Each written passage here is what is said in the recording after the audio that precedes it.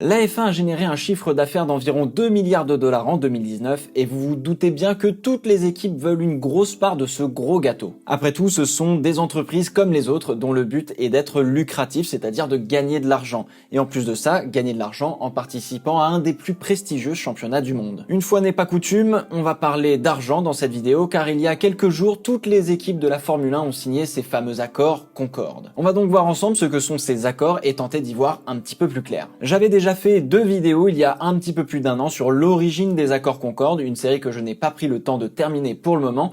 Du coup, vous pouvez déjà aller les voir si vous êtes curieux, je vais pas refaire l'histoire dans cette vidéo. Les accords Concorde sont des documents qui lient légalement la Fédération internationale de l'automobile, la Formula One Management et les équipes pour une durée déterminée.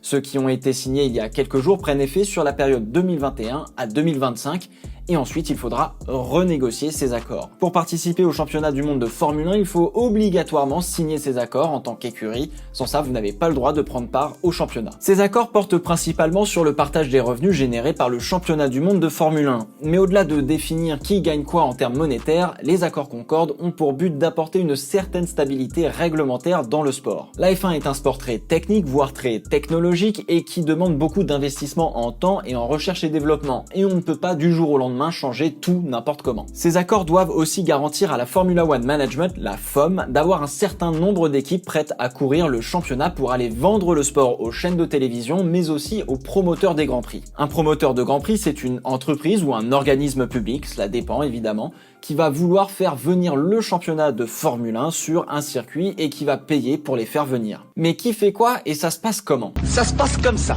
La FIA est propriétaire du championnat du monde de Formule 1, c'est elle qui l'a créé. Elle autorise donc une entreprise pour exploiter commercialement les droits de ce championnat. Grosso modo, la FIA a dit « Moi je suis pas une entreprise, mais toi, la FOM, tu peux t'occuper de gérer le pognon ». Cette entreprise, le Formula One Group, dont on connaît principalement la branche rattachée directement aux droits de la Formule 1, la Formula One Management, la FOM, va aller voir les chaînes de télévision et trouver des promoteurs de Grand Prix pour vendre le sport et le faire tourner. Puis une fois l'opération faite, les revenus générés par cette entreprise sont redistribués aux équipes selon ces fameux accords Concorde.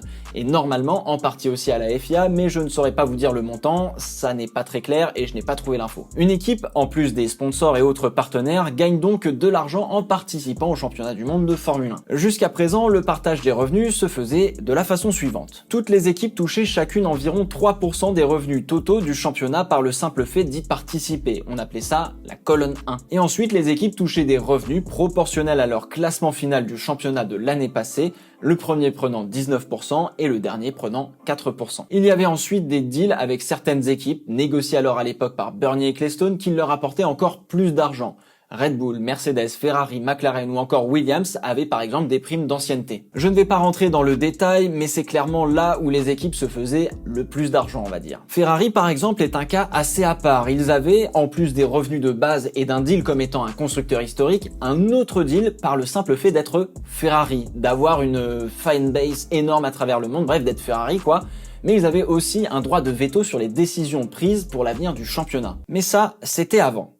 Enfin, presque. Oubliez les colonnes 1 et 2 et les deals négociés par Bernie, on repart d'une quasi feuille blanche. Désormais, il y aura un seul type de revenu et un bonus pour certains. Le bonus sera de 20% du total des revenus du championnat à se partager à part égale entre les équipes qui sont soit championnes du monde au moins une fois ou qui finissent dans le top 3 du championnat de l'année passée. Une fois ces 20% retirés des revenus du championnat et distribués aux équipes concernées, on se partage le reste du gâteau entre toutes les équipes selon le classement du championnat de l'année passée. L'écart de pourcentage entre chaque place a été très réduit, de manière à ce que ce soit plus équitable. Le premier prendra 14% et le dernier prendra 6%. On va prendre un exemple avec les revenus du championnat de 2019. L'entreprise Formula One Group a fait un chiffre d'affaires de 2 milliards de dollars environ. Parmi ces 2 milliards de dollars, l'entreprise a reversé environ 1 milliard aux 10 équipes prenant part au championnat. Avec le nouveau système, l'écurie championne du monde en titre prendrait donc 112 millions de dollars avec un bonus de 33 millions de dollars pour avoir fini dans le top 3, portant le total de ses revenus du championnat à 145 millions de dollars. Le dernier du championnat, s'il n'est pas éligible pour le bonus, c'est-à-dire s'il n'a pas été champion du monde au moins une fois, prendra quant à lui 48 millions de dollars. Encore une fois, C'est pour l'exemple.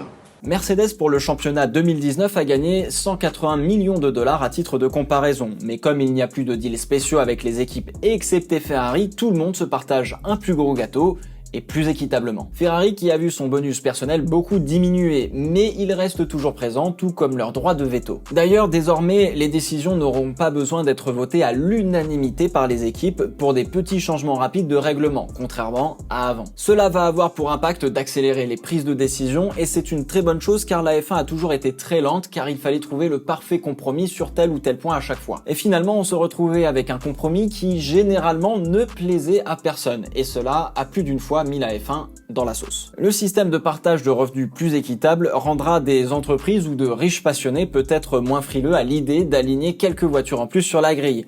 Mais cela ne se fera pas du jour au lendemain, malheureusement. Ces nouveaux accords Concorde assurent la stabilité, la viabilité et le développement financier de la Formule 1 pour les années à venir, et il était temps.